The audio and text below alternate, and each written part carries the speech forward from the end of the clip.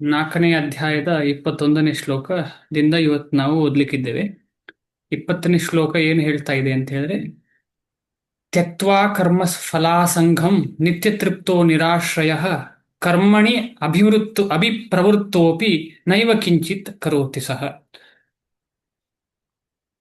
ಯಾರು ತನ್ನ ಕಾರ್ಯಗಳ ಫಲಗಳ ಬಗ್ಗೆ ಇಂತಹ ಮನುಷ್ಯನು ಎಲ್ಲ ಮೋಹಗಳನ್ನು ತ್ಯಜಿಸಿರುತ್ತಾನೋ ಅವನು ಸದಾ ತೃಪ್ತನು ಮತ್ತು ಸ್ವತಂತ್ರನು. ಅವನು ಎಲ್ಲ ಬಗೆಯ ಕಾರ್ಯಗಳಲ್ಲಿ ನಿರತನಾಗಿದ್ದರೂ ಫಲಾಪೇಕ್ಷೆ ಇರುವ ಕರ್ಮವನ್ನು ಮಾಡುವುದಿಲ್ಲ. ಇದು ಭಗವಂತನ ಭಕ್ತರ ಬಗ್ಗೆ ಮಾತಾಡ್ತಾ ಇರುವಂಥದ್ದು. ಭಗವಂತನ ಭಕ್ತರು ಯಾವತ್ತೂ ತನಿಗೋಸ್ಕರ ಯಾವುದೇ ಫಲದ ಬಗ್ಗೆ ಆಸಕ್ತಿ ಇರುವುದಿಲ್ಲ. ತನಿಗೋಸ್ಕರ ಇದು ಭಗವಂತನೇ ಮಾಡುವಂತ ವಿಚಾರ. ಯಾರಿಗಾದ್ರೂ ಯಾವ್ದಾದ್ರು ಒಂದು ಉದಾಹರಣೆ, ಭಗವಂತ ಫಲಾಪೇಕ್ಷೆ ಇಲ್ಲದೆ ಯಾವುದೋ ಒಂದು ಕಾರ್ಯ ಮಾಡಿದ ಒಂದು ಉದಾಹರಣೆ ಕೊಡ್ತೀರಾ? ಒಂದೇ ಒಂದು ಉದಾಹರಣೆ ಟ್ರೈ ಮಾಡೋಣ, ಆಮೇಲೆ ಮುಂದೆ ಹೋಗೋಣ. ನಮಗೆ ಭಗವಂತ ಹೇಳ್ತಾನೆ ಅಂದ್ರೆ ಭಗವಂತ ಮಾಡೋದನ್ನು ಭಗವಂತ ಹೇಳ್ತಾನ? ಇಲ್ಲ, ಹೇಳುದಿಲ್ಲ. ಯಾಕೆಂತ ಹೇಳಿದ್ರೆ ಯದ್ಯದಾಚರತಿ ಶ್ರೇಷ್ಠ ತತ್ತದೇವ ತರೋ ಜನ. ಸುಮ್ಮನೆ ಕಾರ್ಯ ಫಲಗಳ ಬಗ್ಗೆ ಅಪೇಕ್ಷೆ ಪಡಬೇಡ, ಅದರ ಬಗ್ಗೆ ಮೋಹ ಪಡಬೇಡ ಅಂತ ಹೇಳಿದ್ರೆ ಭಗವಂತನಿಗೂ ಇಲ್ಲ. ಅದು ಎಲ್ಲರಿಗೂ ಗೊತ್ತುಂಟು. ಷಡ ಐಶ್ವರ್ಯ ಪೂರ್ಣನಾದವನು, ಅದರಲ್ಲಿ ವೈರಾಗ್ಯ ಅಂತ ಹೇಳುವಂಥದ್ದು ಸಂಪೂರ್ಣ ಪ್ರಭಾವದಲ್ಲಿ ಇರುವುದು ಭಗವಂತನಿಗೆ ಮಾತ್ರ. ಅಷ್ಟು ಬೇರೆ ಯಾರಿಗೆ ಇರ್ಲಿಕ್ಕೆ ಸಾಧ್ಯ ಇಲ್ಲ.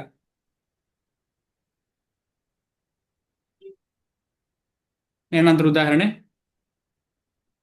ರಾಮನ ರಾಮ ಕೃಷ್ಣ ರಾಮ ಆಗಿ ಬಂದಿರುವಾಗ ನಡೆದಂತ ಒಂದು ಲೀಲೆಯಲ್ಲಿ ಭಗವಂತ ರಾಮ ಏನ್ ಮಾಡಿದ್ದಾರೆ ಅಂತ ಹೇಳಿದ್ರೆ, ಜಟಾಯು ಜಟಾಯು ಸೀತೆಯನ್ನ ರಕ್ಷಿಸ್ಲಿಕ್ಕೆ ಪ್ರಯತ್ನ ಪಟ್ರು, ಆದ್ರೆ ಸಫಲರಾಗ್ಲಿಲ್ಲ. ಸಫಲರಾಗ್ಲಿಲ್ಲ. ಭಗವಂತ ಏನ್ ಹೇಳಿದ್ರು? ಓ, ನೀನೇನ್ ಪ್ರಯೋಜನ ಇಲ್ಲ. ಹಾ, ಏನ್ ಪ್ರಯೋಜನ ಇಲ್ಲ ಜಟಾಯು, ನಿನಗೆ ಕೊಟ್ಟ ಕೆಲಸವೂ ಮಾಡ್ಲಿಕ್ಕೆ ಕೊಟ್ಲಿಲ್ಲ. ಅಟ್ಲೀಸ್ಟ್ ಟ್ರೈ ಮಾಡಿದ್ದಿ, ಹೇಳದೆ ಟ್ರೈ ಮಾಡಿ, ಆದ್ರೂ ಸರಿ ಏನು ಪ್ರಯೋಜನ ಇಲ್ಲ ನೀನು ಅಂತ ಹೇಳಿದ್ರಲ್ಲ ಭಗವಂತ, ಅಲ್ವಾ? ಭಗವಂತ ಹಾಗೆ ಹೇಳಿದ್ರಲ್ಲ, ಇಲ್ಲ. ಏನು ಪ್ರಯೋಜನ ಇಲ್ಲ ನೀನು ಜಟಾಯು, ಇನ್ನು ಏನಕ್ಕೆ ನೀನು ಸುಮ್ನೆ, ಏನೋ ಒಂದು ರೆಕ್ಕೆ ಹೋಗಿದೆ, ಇನ್ನೊಂದು ಎಲ್ಲೋ ಬೇರೆ ಕಡೆ ಹೋಗು, ಇನ್ನೊಂದು ರೆಕ್ಕೆ ಕೂಡ ಕಳ್ಕೋ ನೀನು ಅಂತ ಹೇಳಿದ್ರು. ಇಲ್ಲ. ಇಲ್ಲ ಅಲ್ಲ? ಇಲ್ಲ ಪ್ರಭು. ಇಲ್ಲ. ಇಲ್ಲ ಏನ್ ಪ್ರಭು. ಹೇಳಿದ್ರು? ಅಂತ್ಯ ಸಂಸ್ಕಾರವನ್ನ ಭಗವಂತನೇ ಮಾಡಿದ. ಅದಲ್ಲದೆ ಭಗವಂತನ ಧಾಮಕ್ಕೆ ಸೇರು ಹಾಗೆ ಮಾಡಿದ. ಅಂದ್ರೆ ಫಲ ಕೊಟ್ಟ ಭಗವಂತ. ಅವನಿಂದ ಏನೂ ಫಲ ಅಪೇಕ್ಷೆ ಇರಲಿಲ್ಲ. ಜಟಾಯುವಿಂದ ಏನೂ ಫಲ ಅಪೇಕ್ಷೆ ಇಲ್ಲದೆ ಭಗವಂತ ಫಲ ಕೊಟ್ಟ. ಈ ರೀತಿಯಲ್ಲಿ ಭಗವಂತ ಏನನ್ನು ಎಕ್ಸ್ಪೆಕ್ಟ್ ಮಾಡೋದಿಲ್ಲ. ಭಗವಂತ ಏನನ್ನು ಎಕ್ಸ್ಪೆಕ್ಟ್ ಮಾಡ್ತಾನೆ ಅಂತಂದ್ರೆ ಪ್ರೀತಿ. ನಮ್ಮ ಭಗವಂತನಲ್ಲಿರುವ ಪ್ರೀತಿ ನಮಗೆ ಎಷ್ಟಿದೆ ಆ ಪ್ರೀತಿ. ಒಂದು ಸತ್ಯ ಆ ಪ್ರೀತಿ ಕೊಟ್ರೆ ಭಗವಂತ ಖಂಡಿತ ನಮ್ಮ ಕೈ ಬಿಡುವುದಿಲ್ಲ. ಆದ ಕಾರಣ ಈ ಭಕ್ತಿ ಅಂತ ಹೇಳುವಂತ ವಿಚಾರವೇ ಪ್ರೀತಿಗೆ ಸಂಬಂಧಪಟ್ಟ ವಿಚಾರ. ಅದಕ್ಕೋಸ್ಕರ ಈ ಭಗವದ್ಗೀತೆ ಅಷ್ಟೇ ಪ್ರೀತಿಯ ಶಾಸ್ತ್ರ. ಇದು ಶ್ರೀಮದ್ ಭಾಗವತದಲ್ಲಿ ಶ್ರೀಮದ್ ಭಾಗವತದಲ್ಲಿ ಭಾಗವತವನ್ನ ಹೇಗೆ ಬಂತು ಅಂತ ಹೇಳಿ ಡಿಸ್ಕ್ರೈಬ್ ಮಾಡುವಾಗ, ಭಾಗವತ ಬಂದದ್ದು ಹೇಗೆ ಅಂತ ಹೇಳಿ ಮೊದಲನೇ ಶ್ಲೋಕದಲ್ಲೇ ಹೇಳಿದೆ. ಹೇಗೆ ಬಂತು ಅಂತ ಹೇಳಿ, ಭಾಗವತ ಅಂತಲ್ಲ, ಜ್ಞಾನ ಹೇಗೆ ಬಂತು, ವೇದ ಹೇಗೆ ಬಂತು ಅಂತ ಹೇಳಿ. ತೇನೇ ಬ್ರಹ್ಮ ಹೃದಯ ಆದಿಕವಯೇ ಮುಹ್ಯಂತಿ ಯತ್ಸೂರಯ. ತೇನೇ ಬ್ರಹ್ಮ ಹೃದಯಕ್ಕೆ ಬಂದದ್ದು. ಎಲ್ಲಿಗೆ? ತಲೆಗೆ ಬಂದದಲ್ಲ, ಹೃದಯಕ್ಕೆ. ಹೃದಯ ಅಂತ ಹೇಳಿದ್ರೆ ಪ್ರೀತಿಯ ಸ್ಥಾನ. ಆ ಪ್ರೀತಿಯನ್ನ ಅದನ್ನ ಪ್ರೀತಿ ಈಗಾಗಲೇ ಇದೆ, ಅದನ್ನ ನಾವು ಅರ್ಥ ಮಾಡಿಕೊಂಡು ಅದನ್ನ ಬೆಳಗಿಸುವಂತದ್ದನ್ನ ಈ ಕೃಷ್ಣ ಪ್ರಜ್ಞೆ ಮಾಡುವಂಥದ್ದು. ಅಂದ್ರೆ ನಮಗೆ ಭಗವಂತನ ಜೊತೆ, ಆಮೇಲೆ ಭಗವಂತನಿಗೆ ಸಂಬಂಧಪಟ್ಟವರ ಜೊತೆ ಯಾವತ್ತೂ ಪ್ರೀತಿ ಇದೆ. ಆದ್ರೆ ನಮಗೆ ಅದು ಪ್ರೀತಿ ಇಲ್ಲದೆ ಅದು ಕಾಮವಾಗಿ ಮೇಲ್ ಬಂದಿದೆ. ಈಗ ಉದಾಹರಣೆಗೆ, ಈಗ ಬೇರೆಲ್ಲ ಲೋಕದಲ್ಲೆಲ್ಲ ಏನ್ ನಡೀತಾ ಇದೆ ಅಂತ ಹೇಳಿದ್ರೆ ಪ್ರೀತಿ ಅಲ್ಲ. ಪ್ರೀತಿಯ ಹೆಸರಿನಲ್ಲಿ ನಡೆಯುವಂಥದ್ದು ಇಂದ್ರಿಯ ತೃಪ್ತಿ. ನಾವು ಯಾರಿಗೋ ಒಂದು ಡಿಪೆಂಡ್ ಆಗಿದ್ದೇವೆ, ಯಾರೋ ನನ್ನನ್ನು ಪ್ರೀತಿಸ್ತಾರೆ ಅಂದ್ರೆ ನಿಜವಾದ ಪ್ರೀತಿ ಇಲ್ಲ ಅಲ್ಲಿ. ಇದು ನಮ್ಗೆಲ್ರಿಗೂ ಗೊತ್ತು, ನಮ್ಮ ಹೃದಯದಲ್ಲೂ ಗೊತ್ತು. ನಿಜವಾದ ಪ್ರೀತಿ ಆಗುವುದು ಒಬ್ಬರೊಟ್ಟಿಗೆ ಮಾತ್ರ, ಅದು ಭಗವಂತ ಮತ್ತು ಭಗವಂತನ ಭಕ್ತರೊಟ್ಟಿಗೆ. ಸಂಪೂರ್ಣ ಭಗವಂತನನ್ನು ಯಾವತ್ತು ನಾವು ಪ್ರೀತಿ ಮಾಡ್ಲಿಕ್ಕೆ ಪ್ರಯತ್ನ ಪಡ್ತೇವೆ, ಹಾಗೆ ತನ್ನಿಂದ ತಾನಾಗಿ ಭಕ್ತರನ್ನು ಕೂಡ ಪ್ರೀತಿ ಮಾಡ್ಲಿಕ್ಕೆ ಶುರು ಮಾಡ್ತೇವೆ. ವೈಸ್ ವರ್ಷ. ಅಂದ್ರೆ ಭಕ್ತರನ್ನ ಪ್ರೀತಿ ಮಾಡಿದ್ರೆ ಭಗವಂತನನ್ನ ಪ್ರೀತಿ ಮಾಡ್ಲಿಕ್ಕೆ ಆಗ್ತದೆ, ಭಗವಂತನನ್ನ ಪ್ರೀತಿ ಮಾಡಿದ್ರೆ ಭಕ್ತರನ್ನ ಪ್ರೀತಿ ಮಾಡ್ಲಿಕ್ಕೆ ನ್ಯಾಚುರಲ್ ಆಗಿ ಆಗುತ್ತೆ. ಇದಕ್ಕೆಲ್ಲ ರೂಟ್ ಏನು ಅಂತ ಹೇಳಿದ್ರೆ ಫಲ ಅಪೇಕ್ಷೆ ಇರಬಾರ್ದು. ಈಗ ನಾವು ಯಾವುದೋ ಒಂದು ಭಕ್ತರ ಸಂಘಕ್ಕೆ ಹೋಗಿ ನಾವು ಫಲಾಪೇಕ್ಷೆಯಿಂದ ಏನಾದರೂ ಕೆಲಸ ಮಾಡಿದರೆ ಅದು ಶುದ್ಧತೆ ಇಲ್ಲ, ಅಶುದ್ಧತೆ ಆಗ್ತದೆ. ಅದು ಇದು ಭೌತಿಕ ಪ್ರಪಂಚದಲ್ಲೇ ಅಶುದ್ಧತೆ, ಇನ್ನು ಇಲ್ಲಿ ಆಧ್ಯಾತ್ಮಿಕ ಪ್ರಪಂಚದಲ್ಲಿ ಅದು ಶುದ್ಧತೆ ಆಗ್ಲಿಕ್ಕೆ ಸಾಧ್ಯ. ಆದ ಕಾರಣ ಈ ರೀತಿಯಲ್ಲಿ ನಾವು ಅರ್ಥ ಮಾಡ್ಕೊಳ್ಬಹುದು, ಕರ್ಮದ ಫಲವನ್ನ ನಾವು ಯಾವತ್ತೂ ಆಸೆ ಪಡಬಾರದು ಅಂತ ಹೇಳಿ. ಆದ್ರೆ ನಾವು ಇದರ ಹತ್ತಿರಕ್ಕೂ ತಲುಪಿಲ್ಲ ಇನ್ನು. ಕಳೆದ ಕ್ಲಾಸಲ್ಲಿ ನಾವು ಡಿಸ್ಕಷನ್ ಮಾಡಿದ್ದೇವೆ. ಈ ಶ್ಲೋಕದ ಹತ್ರಕ್ಕೂ ತಲುಪಲಿಲ್ಲ ನಾವು. ಏನೇ ಇರಲಿ, ಜ್ಞಾನದಿಂದಾಗಿ ನಾವು ನಿತ್ಯವಾಗಿ ಅದನ್ನ ಅರ್ಥ ಮಾಡ್ಕೊಳ್ಳಿಕ್ಕೆ ಪ್ರಯತ್ನ ಪಡುವಾಗ ಒಂದಲ್ಲ ಒಂದು ದಿನ ನಮಗೆ ಅದು ಕಾರ್ಯರೂಪಕ್ಕೆ ಬರ್ತದೆ. ಇವತ್ತು ಬರ್ತಾ ಇಲ್ಲ, ನಾಳೆ ಬರ್ಲಿಕ್ಕಿಲ್ಲ, ಆದ್ರೆ 10 ವರ್ಷ, 5 ವರ್ಷ, 2 ದಿನ, 4 ದಿವಸ, ನಮ್ಮ ಪಾತ್ರಕ್ಕೆ ಅನುಗುಣವಾಗಿ ಒಂದಲ್ಲ ಒಂದು ದಿನ ಆ ಮೋಹ ನಮಗೆ ಸಂಪೂರ್ಣ ಬಿಟ್ಟು ಹೋಗಿ ನಮಗೆ ಒಂದೇ ಮೋಹ ಆಗ್ತದೆ, ಅದು ಭಗವಂತನ ಭಕ್ತರ ಸಂಘ, ಭಕ್ತರ ಸಂಘ, ಭಗವಂತನ ಸಂಘ, ಭಗವಂತನ ಧಾಮಕ್ಕೆ ಹೋಗುವುದು. ಈ ರೀತಿಯ ಮೋಹ ನಮಗೆ ಬೆಳಿಬೇಕು. ಮುಂದೆ ಹೋಗೋಣ. ಶ್ಲೋಕ 21, ಇವತ್ತಿನ ಶ್ಲೋಕ. ನಿರಾಶೀರ್ಯತ ಚಿತ್ತಾತ್ಮ ತ್ಯಕ್ತ ಸರ್ವ ಪರಿಗ್ರಹ. ನಿರಾಶೀರ್ಯತ ಚಿತ್ತಾತ್ಮ ತ್ಯಕ್ತ ಸರ್ವ ಪರಿಗ್ರಹ. ಶಾರೀರಂ ಕೇವಲಂ ಕರ್ಮ ಕುರ್ವನ್ನಾಪ್ನೋತಿ ಕಿಲ್ಬಿಷಂ. ನಿರಾಶೀರ್ಯತ ಚಿತ್ತಾತ್ಮ, ನಿರಾಶೀ ಯತ, ನಿರಾಶೀ ಯತ ಚಿತ್ತ ಆತ್ಮ ತ್ಯಕ್ತ ಸರ್ವ ಪರಿಗ್ರಹ. ಶಾರೀರಂ ಕೇವಲಂ ಕರ್ಮ ಕುರ್ವನ್ ಆಪ್ನೋತಿ ಕಿಲ್ಬಿಷಂ. ಆಶಿ ಅಂತ ಹೇಳಿದ್ರೆ ಆಸೆ, ಆಸೆ ಸ್ವಭಾವ, ನಂಗೆ ಅದು ಬೇಕು ಇದು ಬೇಕು ಅಂತ ಹೇಳಿ ಆಸೆ. ಅಂದ್ರೆ ಆ ಆಸೆಯನ್ನ ಬಿಡುವಂಥದ್ದು, ಅಂದ್ರೆ ಫಲ ಅಪೇಕ್ಷೆ ಇಲ್ಲದಂಥದ್ದು. ಯಥ ಚಿತ್ತ ಆತ್ಮ, ಯಥ ಅಂದ್ರೆ ಕಂಟ್ರೋಲ್ ಮಾಡಿ, ಅಂದ್ರೆ ಯಥ ಅಂತ ಹೇಳಿದ್ರೆ ಕಂಟ್ರೋಲ್ ಮಾಡುವಂಥದ್ದು. ಉದಾಹರಣೆಗೆ ಮುಂದೆ ಬರ್ತದೆ ಯುಕ್ತ ಆಹಾರ, ವಿಹಾರ. ಯುಕ್ತ ಮತ್ತು ಯಥ ಅಂತ ಹೇಳುದು ಸೇಮ್ ರೂಟ್, ಸೇಮ್, ಅದು ನಿಯಂತ್ರಿತವಾದ್ದು, ಕಂಟ್ರೋಲ್ಡ್. ಯಥ ಚಿತ್ತ ಆತ್ಮ, ಯಾವುದನ್ನ? ಚಿತ್ತವನ್ನು ಮತ್ತು ಆತ್ಮ. ಆತ್ಮ ಅಂತ ಹೇಳಿದ್ರೆ ಇಲ್ಲಿ ಬುದ್ಧಿಯನ್ನ ತಗೊಳ್ತಾ ಇರುವಂಥದ್ದು, ಚಿತ್ತ ಮತ್ತು ಆತ್ಮ ಅಂತ ಹೇಳಿ. ಯಾಕಂದ್ರೆ ಆತ್ಮ ಯಾವತ್ತು ಅದನ್ನೇ ನಿಯಂತ್ರಣ ಮಾಡೋದು, ಅದು ಯಾವಾಗ್ಲೂ ನಿಯಂತ್ರಣದಲ್ಲಿ ಇರುವುದು. ಯಾರ ನಿಯಂತ್ರಣದಲ್ಲಿ ಇರುವುದು ಆತ್ಮ? ಆತ್ಮ ಯಾರ ನಿಯಂತ್ರಣದಲ್ಲಿ ಇರುವಂಥದ್ದು? ಭಗವಂತನ ಇದರಲ್ಲಿ ಪ್ರಭು, ಭಗವಂತನ ಕೈಯಲ್ಲಿರೋದು. ಧನ್ಯವಾದ ಪ್ರಭುಗಳೇ. ಭಗವಂತನ ನಿಯಂತ್ರಣದಲ್ಲಿರುವಂಥದ್ದು ಆತ್ಮ. ಸೊ ಆದ ಕಾರಣ ಅದಕ್ಕೆ ನಾವು ಬೇರೆ ಏನು ನಿಯಂತ್ರಣ ಆಗತ್ತಿಲ್ಲ. ಚಿತ್ತ, ಆತ್ಮ, ಮನಸ್ಸು ಮತ್ತು ಬುದ್ಧಿಯುಳ್ಳ. ತ್ಯಕ್ತ ಸರ್ವ ಪರಿಗ್ರಹ. ಪರಿಗ್ರಹ ಅಂತ ಹೇಳಿದ್ರೆ ಏನು? ಇಲ್ಲ ನೀವು ನೋಡಬಹುದು, ಪರಿಗ್ರಹ ಅಂತ ಹೇಳಿದ್ರೆ ಬೇರೆಯವರ ವಸ್ತು. ಪರ ಗ್ರಹ, ಗ್ರಹ ಅಂತ ಹೇಳಿದ್ರೇನು? ಮನೆ ಅಲ್ಲ, ಬೇರೆಯವರ ಮನೆ, ಬೇರೆಯವರ ಸೊತ್ತು. ಇಲ್ಲಿ ಸರ್ವ ತ್ಯಕ್ತ ಅಂತ ಹೇಳಿದ್ರೆ ಅಪರಿಗ್ರಹ ಅಂತ ಅರ್ಥ ಅದರದ್ದು, ಅಂದ್ರೆ ಅದರಲ್ಲಿ ಆಸೆ ಪಡದೇ ಇರುವಂಥದ್ದು. ಸರ್ವ ತ್ಯಕ್ತ ಅಂತ ಹೇಳಿದ್ರೆ ಅದನ್ನೆಲ್ಲ ಬಿಟ್ಟದ್ದು. ಯಾವುದನ್ನ ಬಿಟ್ಟದ್ದು? ಬೇರೆಯವರ ವಿಷಯವನ್ನ ಬಿಟ್ಟದ್ದು, ಬೇರೆಯವರ ಪ್ರಾಪರ್ಟಿಯನ್ನ, ಅವರ ಪೊಸೆಷನ್ ಅನ್ನ ನಾವು ಆಸೆ ಪಡದೇ ಇರುವಂಥದ್ದು. ಅದಕ್ಕೆ ಅಪರಿಗ್ರಹ ಅಂತ ಕೂಡ ಹೇಳ್ತಾರೆ. ಇಲ್ಲರೆ ತ್ಯಕ್ತ ಸರ್ವ ಪರಿಗ್ರಹ. ವಸ್ತುವಿನ ಮೇಲಿನ ಒಡೆತನ ಭಾವವನ್ನು, ಎಲ್ಲ ವಸ್ತುವಿನ ಮೇಲಿನ ಒಡೆತನದ ಭಾವವನ್ನು ತ್ಯಜಿಸಬೇಕು. ಬೇರೆಯವರದ್ದು ಅಂತಲ್ಲ, ನಮ್ಮದು ಕೂಡ. ನಾವದರ ಒಡೆಯ ಅಲ್ಲ. ಯಾರು ಒಡೆಯ ಅಂತ ನಮಗೆಲ್ಲ ಗೊತ್ತು, ಭಗವಂತ ಒಡೆಯ. ಅಪರಿಗ್ರಹ. ಶಾರೀರಂ ಕೇವಲಂ ಕರ್ಮ. ಕರ್ಮ ಯಾಕೆ ಮಾಡುವಂಥದ್ದು ಅಂತ ಹೇಳಿದ್ರೆ ಬರೀ ದೇಹವನ್ನ ಮೇಂಟೈನ್ ಮಾಡ್ಲಿಕ್ಕೆ ಮಾತ್ರ ಅಂತ ಇಲ್ಲಿ ಭಗವಂತ ಹೇಳ್ತಾರೆ. ಅಂತವರಿಗೆ ಯಾವತ್ತೂ ಪಾಪ ತಾಗುವುದಿಲ್ಲ, ತಟ್ಟುವುದಿಲ್ಲ. ಈ ರೀತಿಯಲ್ಲಿ ಜೀವನ ನಡೆಸುವವರಿಗೆ ನಮಗೆ ಫಸ್ಟ್ ಇದು ಇಲ್ಲ, ಸೆಕೆಂಡ್ ಇದು ಇಲ್ಲ, ಥರ್ಡ್ ಇದು ಇಲ್ಲ, ಫೋರ್ತ್ ಇದಂತೂ ಇಲ್ಲ. ನಮ್ಮ ದೇಹ ನಿರ್ವಹಣೆಗೆ ನಾವು ಕೆಲಸ ಮಾಡ್ತಿಲ್ಲ, ದೇಹವನ್ನ ಹಾಳು ಮಾಡ್ಲಿಕ್ಕೆ ಕೆಲಸ ಮಾಡ್ತಿದ್ದೇವೆ. ಒಪ್ಪುತ್ತೇವಾ ಇಲ್ವಾ? ನಾವು ಈ ಶರೀರವನ್ನ ನಿರ್ವಹಣೆಗೋಸ್ಕರ ನಾವು ಕೆಲಸ ಮಾಡ್ತಿದ್ದೇವಲ್ಲ, ಶರೀರವನ್ನ ಹಾಳು ಮಾಡ್ಲಿಕ್ಕೋಸ್ಕರ ಕೆಲಸ ಮಾಡ್ತಿದ್ದೇವ? ಯಾರಾದ್ರೂ ಊಹೆ ಮಾಡಬಹುದಾ?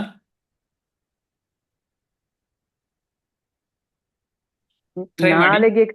ನಾಲಿಗೆ ತೃಪ್ತಿಗೆ ಬದುಕ್ತಾ ಇದ್ದೇವೆ, ಶರೀರ ನಿರ್ವಹಣೆ ಕೂಡ ಆಲೋಚನೆ ಮಾಡುವುದಿಲ್ಲ. ಹಾ, ಕರೆಕ್ಟ್ ಮಾತಾಜಿ. ಬೇರೆ ಯಾರಿಗಾದ್ರೂ ಏನಾದ್ರು ಸಜೆಷನ್ ಅಥವಾ ಏನಾದ್ರೂ ಮನಸ್ಸಲ್ಲಿ ಇದೆಯಾ? ನಾವು ಕೆಲಸ ಮಾಡ್ತಿದ್ದೇವೆ, ಕೆಲವರು 8 ಗಂಟೆ, ಕೆಲವರು 10 ಗಂಟೆ. ಏನಕ್ಕೆ ಮಾಡ್ತಿದ್ದೇವೆ? ಶರೀರ ನಿರ್ವಹಣೆಗ ಅಲ್ಲ, ಶರೀರವನ್ನ ಹಾಳು ಮಾಡ್ಲಿಕ್ಕ. ಮಾತಾಜಿ ಹೇಳಿದಾಗೆ ಮೂಲ ಅದು ತಂಗೆ, ನಾಲಿಗೆ, ಏನೇ ಇರ್ಲಿ. ಬಟ್ ನಾವು ಶರೀರವನ್ನ ಕಾಪಾಡಿಕೊಳ್ತಿದ್ದೇವಾ, ಶರೀರವನ್ನ ಹಾಳು ಮಾಡ್ತಿದ್ದೇವಾ? ಖಂಡಿತವಾಗಿ ನಾವು. ಹೇಳಿ, ಯಾರು ಹೇಳಲಿಕ್ಕೆ ಬಯಸಿದ್ದೀರಾ? ಖಂಡಿತವಾಗಿ ನಾವು ಶರೀರವನ್ನ ಹಾಳು ಮಾಡ್ತಿದ್ದೇವೆ.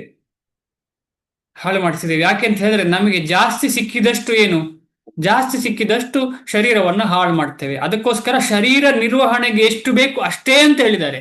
ಆದ ಕಾರಣ ಈ ಶ್ಲೋಕದಲ್ಲಿ ಇರೋದು, ನಾವೆಲ್ಲ ಭಕ್ತರು ಅಂತ ಅನ್ಕೊಂಡ್ರು ಕೂಡ ನಾವು ಈ ಶ್ಲೋಕದ ಹತ್ತಿರ ಕೂಡ ತಲುಪಲಿಲ್ಲ. ಬೇಜಾರಿನ ವಿಷಯ, ಆದ್ರೆ ಬೇಜಾರನ್ನು ಒಪ್ಪಬೇಕಲ್ಲ, ಬೇಜಾರನ್ನು ಒಪ್ಪಬೇಕು. ಇಲ್ಲ ಬೇಜಾರಿಲ್ಲ ನನಗೆ ಅಂತ ಸುಮ್ಮನೆ ಸುಳ್ಳು ಹೇಳುದಾ? ಈಗ ನಾನು ನಿಮ್ಮ ಹತ್ರ ಕೇಳಿ ಹೇಗಿದ್ದೀರಿ ಅಂತ ಕೇಳಿದ್ರು, ಓ ನಾನು ತುಂಬಾ ಖುಷಿ ಇದ್ದೇನೆ ಅಂತ ಹೇಳಿದ್ರೆ ಅದು ಸುಳ್ಳು ಹೇಳುದು ನಮಗೆ ಗೊತ್ತಿದೆ. ಸತ್ಯ ಹೇಳಿದ್ರೆ ಅಯ್ಯೋ ಯಾಕೆ ಸತ್ಯ ಹೇಳುದು ಅಂತ. ಈಗ ನಾ ಎಲ್ಲರಲ್ಲೂ ಕೇಳಿದ್ರೆ ಹೌ ಆರ್ ಯು ಅಂತ ಹೇಳಿದ್ರೆ ಐ ಆಮ್ ಫೈನ್ ಅಂತಲೇ ಹೇಳುದು, ನಾನು ಚೆನ್ನಾಗಿದ್ದೇನೆ ಅಂತ ಹೇಳುದು. ಅಷ್ಟು ಕ್ಲೋಸ್ ಹತ್ತಿರ ರಿಲೇಶನ್ಶಿಪ್ ಎಸ್ಟಾಬ್ಲಿಷ್ ಆದ್ರೆ ಹೇಳ್ತಾರೆ ಇಲ್ಲ ನನಗೆ ಈ ತರ ಪ್ರಾಬ್ಲಮ್ ಇದೆ. ಇಲ್ಲ ನಾವೆಲ್ಲ ಫೈನ್ ಅಂತ ಹೇಳುವರೆ, ಆದ ಕಾರಣ ನಾವು ಇದನ್ನೆಲ್ಲ ಫೈನ್ ಅಂತ ಹೇಳಿ ಜಪ ಮಾಡ್ತಾ ಇದ್ದೇವೆ ಈಗ. ಆದ್ರೆ ಇದು ಫೈನದ ಜಪ ಅಲ್ಲ ನಾವು. ಆದ್ರೆ ಒಂದು ವಿಚಾರ ಉಂಟು, ಈ ಜಪದಲ್ಲಿ ಒಂದು ವಿಚಾರ ಏನು ಅಂತ ಹೇಳಿದ್ರೆ, ಜಪವನ್ನು ಮಾಡ್ತಾ ಮಾಡ್ತಾ ಈ ಸ್ಥಿತಿ ನಮಗೆ ತಲುಪ್ತದೆ, ಈ ಸ್ಥಿತಿ ನಾವು ತಲುಪ್ತದೆ. ಆದ್ರೆ ನಮಗೆ ಅದನ್ನ ಫೀಲ್ ಮಾಡ್ಬೇಕಲ್ಲ, ಈ ಸ್ಥಿತಿಗೆ ಬರ್ತಾ ಇದ್ದೇವೆ ನಾವು ಅಂತ. ಅದೇ ಶಾಸ್ತ್ರ ಓದುವಂಥದ್ದು. ಶಾಸ್ತ್ರ ಓದುದು ಯಾಕೆ ಅಂತ ಹೇಳಿದ್ರೆ, ಜಪ ಮಾಡ್ತಾ ಮಾಡ್ತಾ ಶಾಸ್ತ್ರದಲ್ಲಿ ಹೇಳಿರುವಂತಹ ಲಕ್ಷಣಗಳು ನಮ್ಮಲ್ಲಿ ಕಾಣ್ತಾ ಇದೆಯೋ ಇಲ್ವೋ.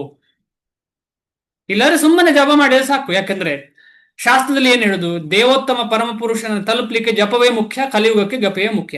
ಬೇರೆಯವರೆಲ್ಲ ಓದುದು ಯಾಕೆ, ಅಗತ್ಯ ಇಲ್ಲಲ್ಲ ಅಂತ ಅನ್ನಿಸ್ಬೋದು ನಮಗೆ. ಯಾಕೆ ಓದುದು ಅಂತ ಹೇಳಿದ್ರೆ, ನಾವು ಸರಿಯಾದ ದಾರಿಯಲ್ಲಿ ಹೋಗ್ತಾ ಇದ್ದೇವೋ ಇಲ್ವೋ, ಗುರು ಪರಂಪರೆಗೆ ಅನುಗುಣವಾಗಿ ನಾವು ಜಪ ಮಾಡ್ತಾ ಇದ್ದೇವೋ ಇಲ್ವಾ, ಗುರು ಪರಂಪರೆಗೆ ಅನುಗುಣವಾಗಿ ನಮಗೆ ಈ ಜಪ ಮಾಡಿದ ಮೇಲೆ ಫಲ ದೊರಕ್ತಾ ಉಂಟಾ ಇಲ್ವಾ ಅಂತ ಹೇಳಿ ಈ ಪರಂಪರೆಯಲ್ಲಿ ಬರೆದಂತಹ ಪುಸ್ತಕಗಳನ್ನ ಓದುವಾಗ ನಮಗೆ ಅರ್ಥ ಆಗ್ತದೆ. ಪರಂಪರೆಯಲ್ಲಿ ಬರೆದಂತಹ ಪುಸ್ತಕಗಳನ್ನ ಆಚಾರ್ಯರ ಮುಖಾಂತರ ಕೇಳುವಾಗ ಅರ್ಥ ಆಗ್ತದೆ, ಶುದ್ಧ ವೈಷ್ಣವರ ಮುಖಾಂತರ ಕೇಳುವಾಗ ಅರ್ಥ ಆಗ್ತದೆ. ಆದ ಕಾರಣ ನಮಗೆ ನಮ್ಮ ಆಚಾರ್ಯರು ಸಿಕ್ಕಿದ್ದಾರೆ, ಗುರುಗಳು ಸಿಕ್ಕಿದ್ದಾರೆ ನಮಗೆಲ್ರಿಗೂ. ನಾವು ಅದನ್ನೆಲ್ಲ ಕೂತ್ಕೊಂಡು ನಾನು ನಿಮಗೆ ರೆಪ್ರೆಸೆಂಟ್ ಮಾಡಿ ನಾನು ಓದ್ತಾ ಇದ್ದೇನೆ ಅಷ್ಟೇ. ಎಲ್ಲರ ಜೊತೆಯಲ್ಲಿ ಓದ್ತಾ ಇದ್ದೇವೆ. ಯಾಕೆ ಓದ್ತಿದ್ದೇವೆ ಅಂತ ಹೇಳಿದ್ರೆ, ನಾವು ಮಾಡುವ ಸಾಧನೆ ಸರಿ ಇದೆಯೋ ಇಲ್ಲೋ ಅಂತ ಟೆಸ್ಟ್ ಮಾಡ್ಲಿಕ್ಕೆ. ತಪ್ಪಾದ್ರೆ ಅದನ್ನು ಕರೆಕ್ಷನ್ ಮಾಡಬೇಕು.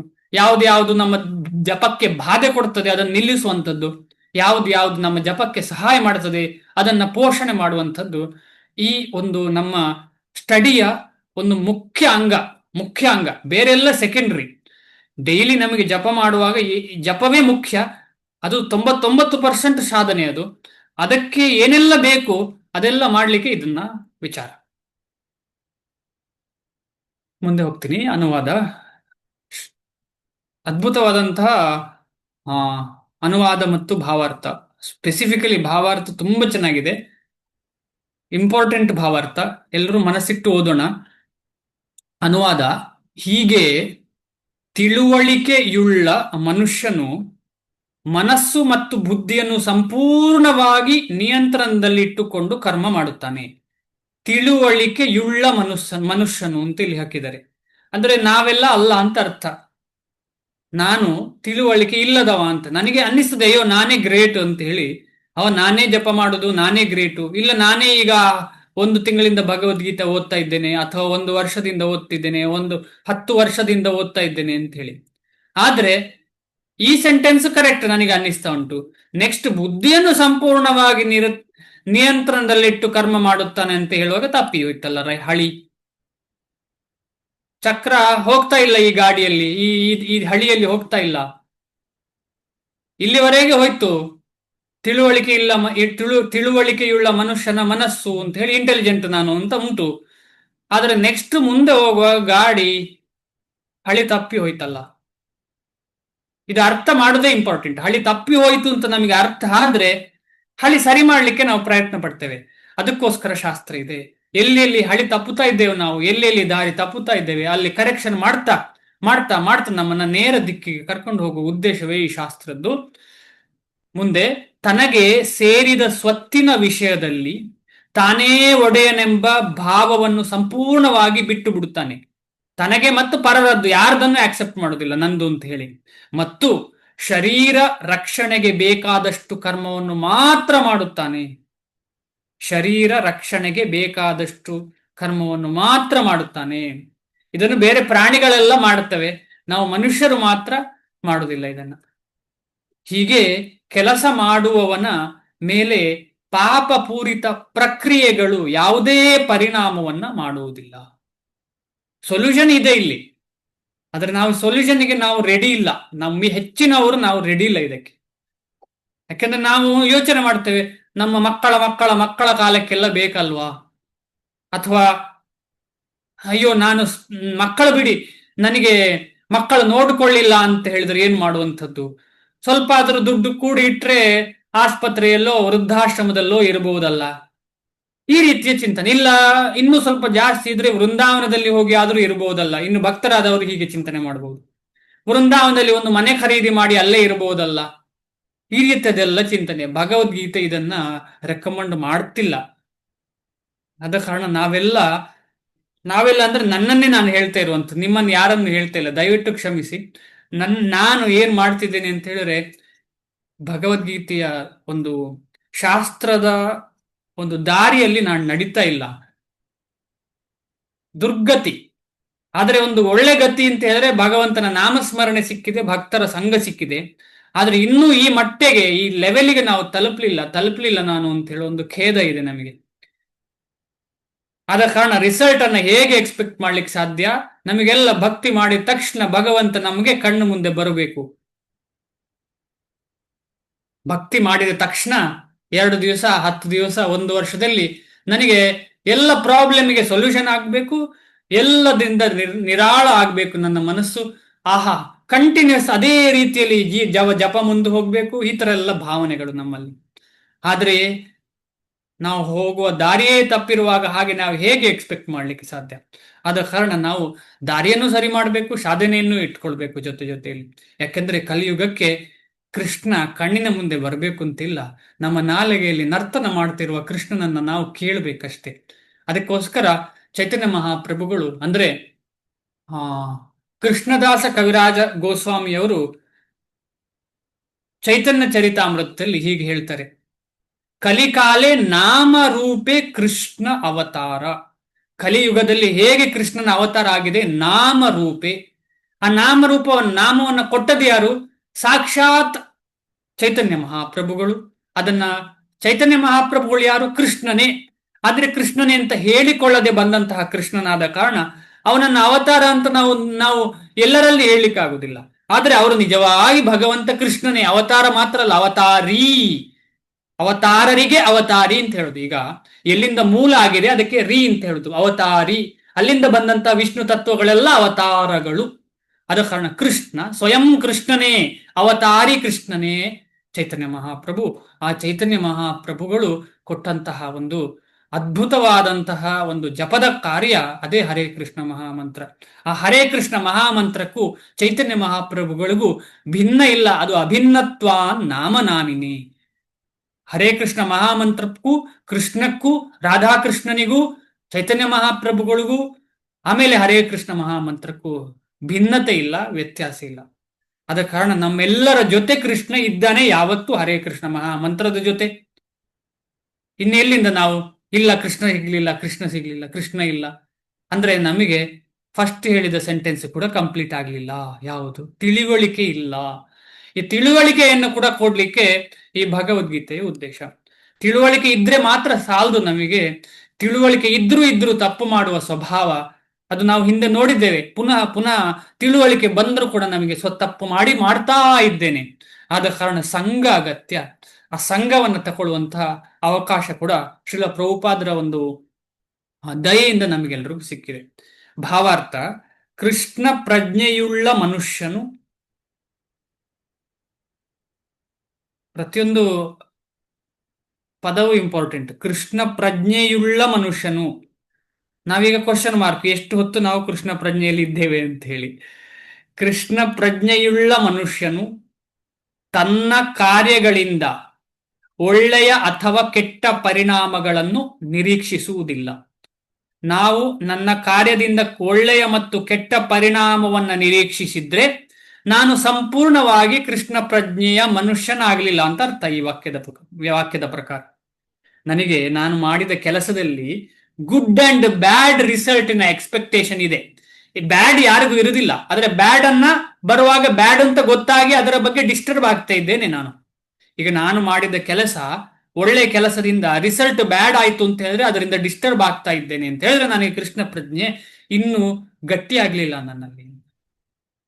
ಆದ ಕಾರಣ ನಮ್ಮ ಸಾಧನೆ ತುಂಬಾ ಸ್ಟ್ರಾಂಗ್ ಆಗ್ಬೇಕು, ಆಗ್ಲೇ ರಿಸಲ್ಟ್ ಬರ್ಲಿಕ್ಕೆ ಸಾಧ್ಯ. ಅವನ ರಿಸಲ್ಟ್ ನಾವು ಎಕ್ಸ್ಪೆಕ್ಟೇಷನ್ ಮಾಡ್ಬೇಕು ಅಂತಲ್ಲ, ನಾವು ಮಾಡುವ ದಾರಿ ಸರಿಯಾ ಇಲ್ವಾ ಅಂತ ನೋಡ್ಲಿಕ್ಕೋಸ್ಕರ ಈ ಎಕ್ಸ್ಪೆಕ್ಟೇಷನ್ ಅಷ್ಟೇ. ಅವನ ಮನಸ್ಸು ಮತ್ತು ಬುದ್ಧಿ ಸಂಪೂರ್ಣವಾಗಿ ಹಿಡಿತದಲ್ಲಿರುತ್ತದೆ, ಸಂಪೂರ್ಣವಾಗಿ ಮನಸ್ಸು ಮತ್ತು ಬುದ್ಧಿ ಹಿಡಿತದಲ್ಲಿರುತ್ತದೆ. ನಾವು ಈಗ ಇದರ ಬಗ್ಗೆ ಸ್ವಲ್ಪ ಚಿಂತನೆ ಮಾಡುವ. ನಾವು ಅನ್ಕೊಳ್ತೇವೆ ಈ ತಿಂಗಳು ನಾವು ಕೃಷ್ಣ ಪ್ರಜ್ಞೆಯಲ್ಲಿ 16 ಮಾಲೆ ಜಪ ಮಾಡುವವರನ್ನು ಉದಾಹರಣೆ ತಗೊಳ್ಳುವ. ಈಗ 16 ಮಾಲೆ ಜಪ ಮಾಡಿ ದೀಕ್ಷಿತರಾದಂಥ ಭಕ್ತ ನಾನು ಅಂತ ಇಟ್ಕೊಳ್ಳೋಣ. ನಾನು ಡಿಸೈಡ್ ಮಾಡಿದ್ದೇನೆ, ನಾನು ಈ ತಿಂಗಳು ಬರೀ ಪ್ರಸಾದವನ್ನು ಮಾತ್ರ ಸೇವನೆ ಮಾಡ್ತೇನೆ, ಬೇರೆ ಏನು ಸೇವನೆ ಮಾಡೋದಿಲ್ಲ ಅಂತ ಡಿಸೈಡ್ ಮಾಡಿವೆ. ಆದರೆ ನಮ್ಮ ಸಂಬಂಧಿಕರೆಲ್ಲರೂ ಭಕ್ತರಲ್ಲ. ಯಾವುದೋ ಒಂದು ಕಾರ್ಯಕ್ರಮ ಆಯ್ತು, ನನಗೆ ಹೋಗಬೇಕಾಗಿ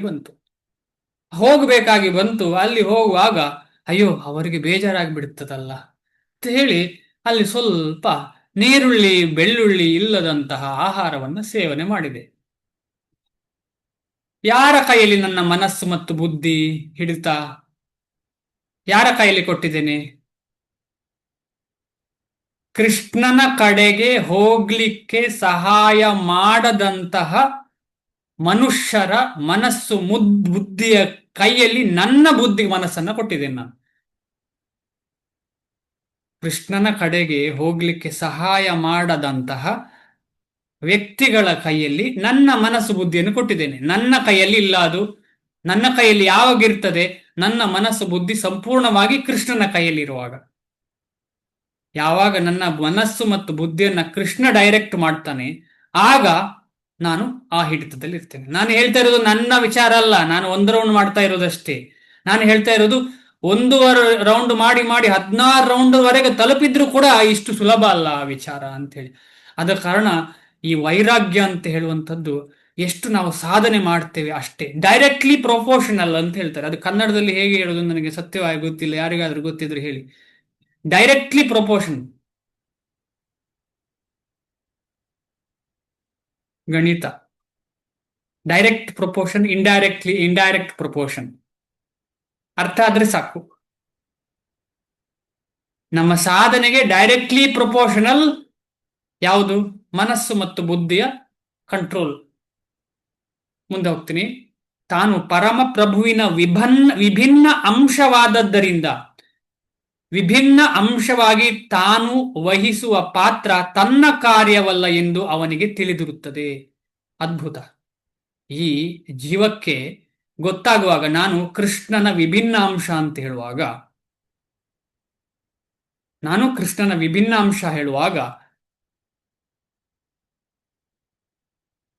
ನಾನು ಮಾಡಿದ್ದ ಕೆಲಸ ಯಾವುದು ನಂದಲ್ಲ. ಉದಾಹರಣೆ ಕೊಡ್ತಾರೆ ಶ್ರೀಲ ಪ್ರಭುಪಾದರು ಮುಂದೆ, ಅದು ಅರ್ಥ ಆಗ್ತದೆ ನಿಮಗೆ.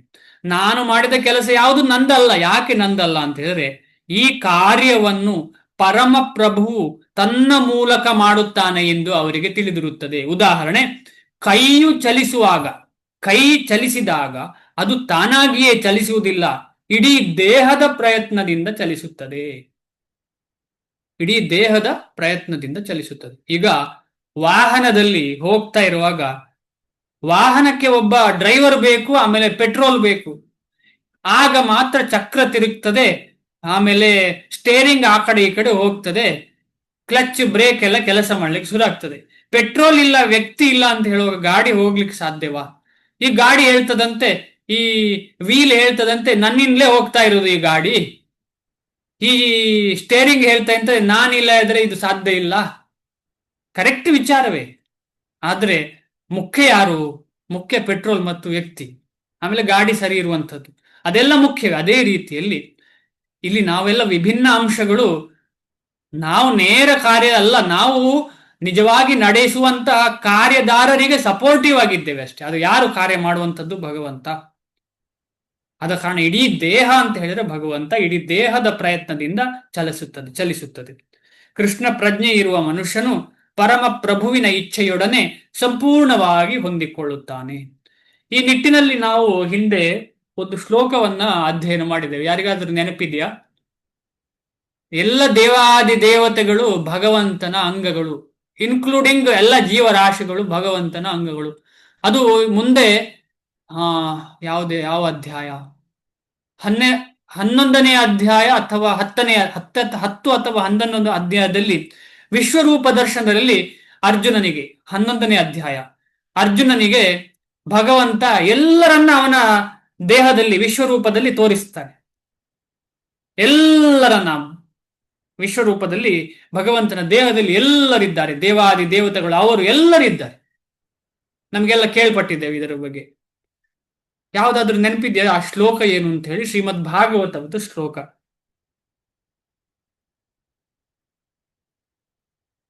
ಇದೆಯಾ ಯಾರಿಗಾದ್ರು?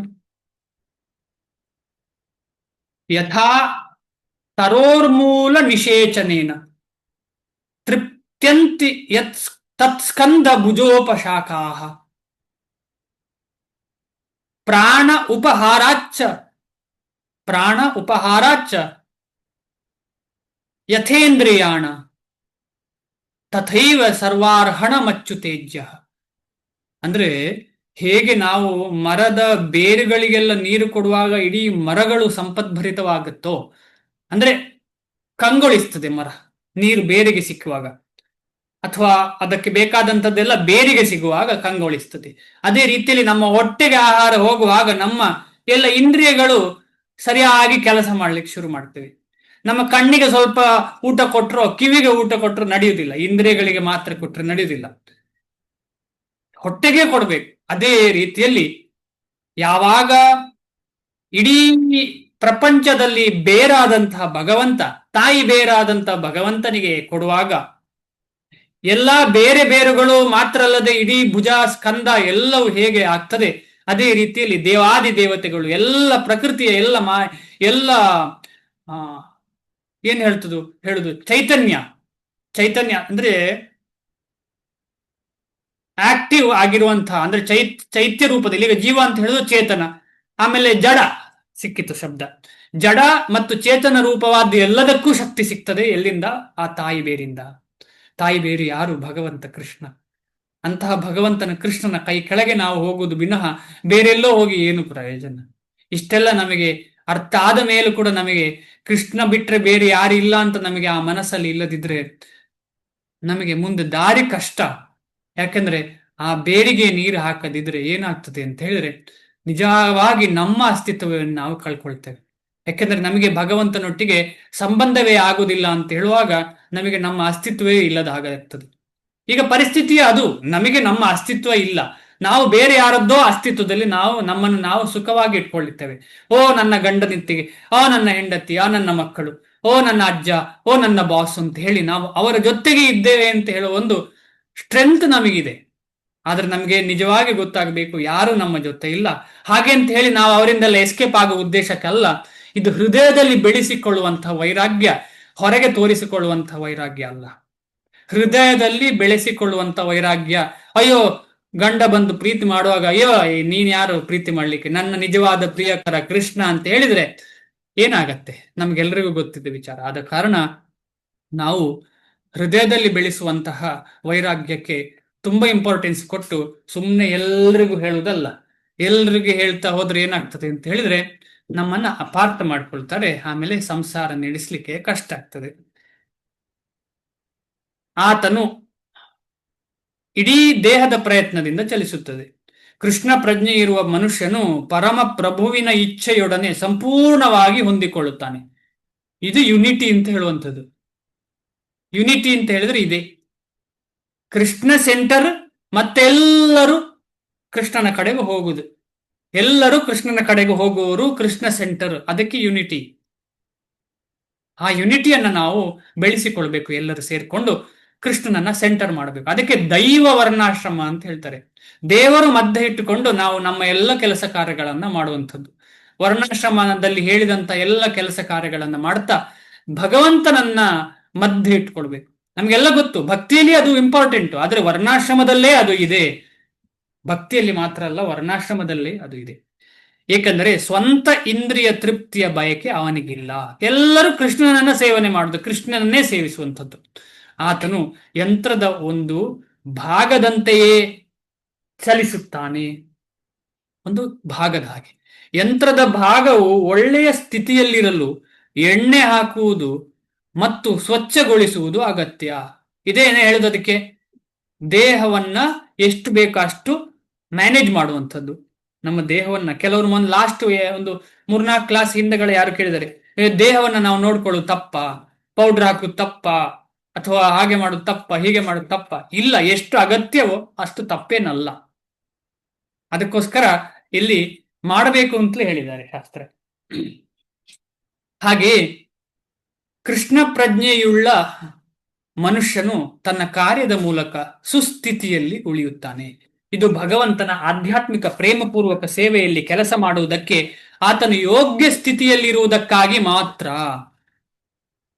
ಈ ನಿಟ್ಟಿನಲ್ಲಿ ಒಬ್ಬರ ಆಚಾರ್ಯರು ಹೇಳ್ತಾರೆ, ಶ್ರೀ ವೈಷ್ಣವ ಆಚಾರ್ಯರಾದಂಥ ಕೃಷ್ಣಮಾಚಾರ್ಯರು ಅಂತ ಹೇಳುವರು ಹೇಳ್ತಾರೆ, ಈ ದೇಹವನ್ನ ಯಾಕೆ ನೋಡ್ಕೊಳ್ಬೇಕು ಅಂತ ಹೇಳಿದ್ರೆ ಭಗವಂತನ ಸೇವೆಗೋಸ್ಕರ. ಶ್ರೀಶ ಸೇವಾ ಅಭಿವೃದ್ಧ್ಯರ್ಥಂ.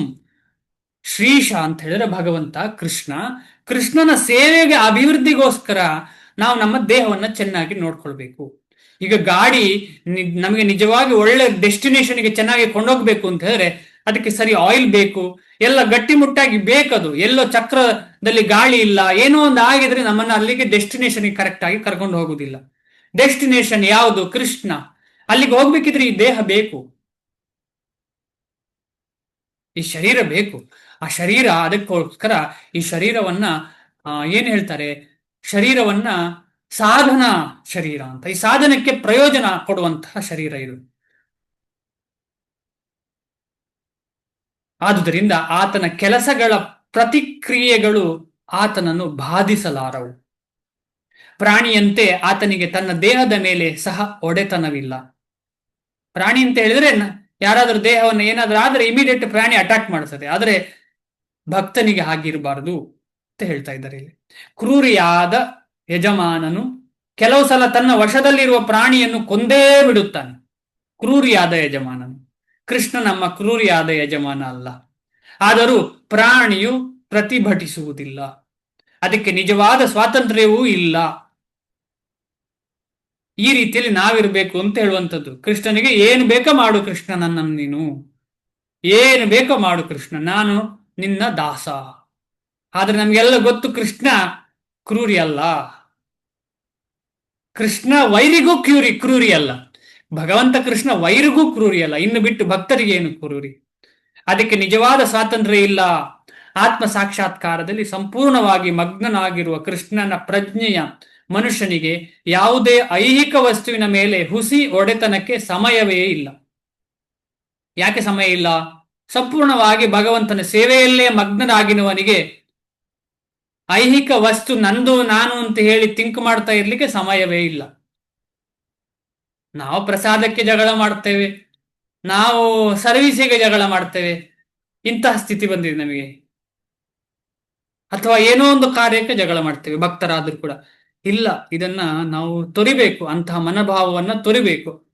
ದೇಹವನ್ನು ಆತ್ಮವನ್ನು ರಕ್ಷಿಸಿಕೊಳ್ಳಲು ಅವನು ಹಣವನ್ನು ಅನ್ಯಾಯವಾಗಿ ಸಂಗ್ರಹಿಸಬೇಕಾಗಿಲ್ಲ. ಇದೇನು ಅನ್ಯಾಯವಾಗಿ ಸಂಗ್ರಹಿಸಬೇಕಾಗಿಲ್ಲ ಅಂದ್ರೆ?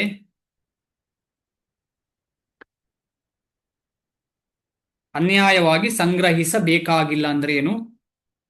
ಯಾರಾದ್ರೂ ಮನಸ್ಸಲ್ಲಿದೆಯಾ? ಹರೇ ಕೃಷ್ಣ ಪ್ರಭು. ಹರೇ ಕೃಷ್ಣ ಮಾತಾಜಿ.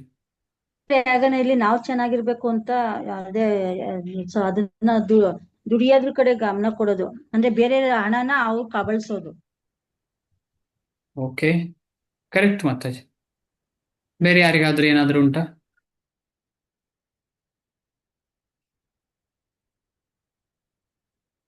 ನಾವು ಯಾವಾಗ ಹೇಳಿ ಹೇಳಿ. ಹರೇ ಕೃಷ್ಣ ಪ್ರಭುಜಿ, ನಾವು ಯಾರಿಗೂ ಮೋಸ ಮಾಡ್ದಿರ ನ್ಯಾಯವಾಗಿ ಸಂಪಾದನೆ ಮಾಡೋದು. Okay, correct. ಇದು ಅಷ್ಟರಲ್ಲೇ ಮುಗಿಲಿಲ್ಲ. ಇದು ಸರ್ವೇ ಸಾಮಾನ್ಯ, ಎಲ್ಲರಿಗೂ ಗೊತ್ತೇ ವಿಚಾರ. ನೀವು ಹೇಳುವಂಥದ್ದು ಸರ್ವೇ ಸಾಮಾನ್ಯ, ಎಲ್ರಿಗೂ. ಯಾರಿಗೂ ಮೋಸ ಮಾಡಬಾರ್ದು, ಒಳ್ಳೆಯವರಾಗಿರ್ಬೇಕು, ಹಾಗೆ ಮಾಡಬಾರ್ದು, ಹೀಗೆ ಮಾಡಬಾರ್ದು, ಎಲ್ಲರೂ ಮಕ್ಕಳಾಗಿರುವಾಗಲೇ ಹೇಳ್ಕೊಡ್ತಾರೆ. ಅನ್ಯಾಯ ಮಾಡಬಾರ್ದು, ಕದಿಬಾರ್ದು, ಅದೆಲ್ಲ ಕರೆಕ್ಟ್. ನಮ್ಮನ್ನೇ ಈಗ ಗಮನಿಸೋಣ. ನಾವು ಯಾರತ್ತೂ ಕಡಿತಾ ಇಲ್ಲ, ನಾವು ಅನ್ಕೊಳ್ತೇವೆ ನೇರವಾಗಿ ಹೋಗಿ ಚೆನ್ನಾಗಿ ದುಡಿದು ಬರ್ತಿದ್ದೇವೆ ಅಂತ ಹೇಳಿ.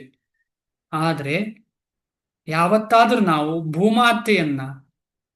ಭೂಮಾತೆಯನ್ನ ಒಂದು ವ್ಯಕ್ತಿಯಾಗಿ ನೋಡಿದ್ದೇವಾ? ಗೋಮಾತೆಯನ್ನು ನೋಡ್ತಾ ಇದ್ದೇವೆ ನಾವು, ಅದೇನು ಪ್ರಾಬ್ಲಮ್ ಆಗ್ತಾ ಇದೆ. ಆದ್ರೆ ಭೂಮಾತೆಯನ್ನ ನಾವು ವ್ಯಕ್ತಿಯಾಗಿ ನೋಡಿದ್ದೇವಾ? ಅಂದ್ರೆ ನಾವು ಭೂಮಾತೆಗೆ ಅನ್ಯಾಯ ಮಾಡ್ತಿದ್ದೇವೆ, ಗೋಮಾತೆಗೆ ಅನ್ಯಾಯ ಮಾಡ್ತಿದ್ದೇವೆ, ಶಾಸ್ತ್ರದಲ್ಲಿ ಹೇಳಿದ ಎಷ್ಟೋ ವಿಚಾರಗಳಿಗೆ ಅನ್ಯಾಯ ಮಾಡ್ತಿದ್ದೇವೆ. ಆದ ಕಾರಣ ನಾವು ಈ ನಾವು ಮಾಡಿದಂತ ಹಣವನ್ನೆಲ್ಲ ಅನ್ಯಾಯವಾಗಿ ಸಂಪಾದನೆ ಮಾಡ್ತಾ ಇರುವಂತದ್ದು. ನಾವು ಅನ್ಕೊಳ್ಬೋದು, ನಾನು ಒಳ್ಳೆ ರೀತಿಯಲ್ಲಿ ಸಂಪಾದನೆ ಮಾಡ್ತೀನಿ, ನಾನು ಬ್ರಾಹ್ಮಣ ಪೂಜೆ ಮಾಡಿ ಸಂಪಾದನೆ ಮಾಡ್ತಾ ಇದ್ದೇನೆ. ಆದರೆ ಹೇಳಬಾರ್ದು, ನಾವೆಲ್ಲ ಏನ್ ಮಾಡ್ತಿದ್ದೇವೆ? ಭೂಮಿಯನ್ನ ಅನ್ಯಾಯ ಮಾಡ್ತಿದ್ದೇವೆ. ಸತ್ಯ ಅಲ್ವೇ?